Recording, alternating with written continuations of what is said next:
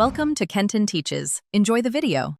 You start by creating a Firebase project and enabling authentication plus Firestore, so your app actually has backend services.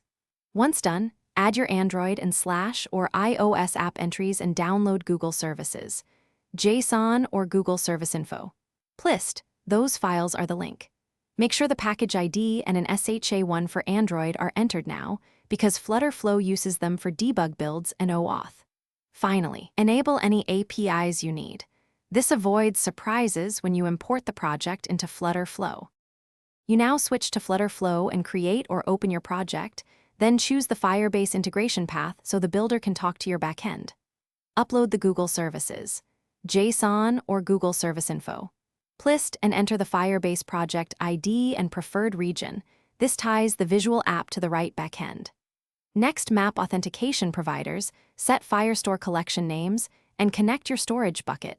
Doing this upfront prevents runtime mismatches. Once mapped, run the Firebase connection test inside FlutterFlow to confirm credentials. You finish by building and running the app on a device or emulator to exercise authentication and Firestore operations.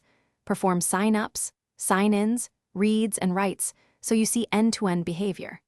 Make sure storage uploads work and monitor the Firebase console logs for permission errors.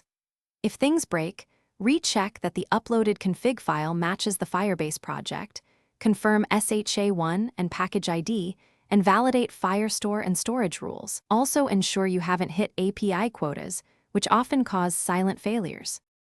Thanks for watching. Please subscribe if this video was helpful.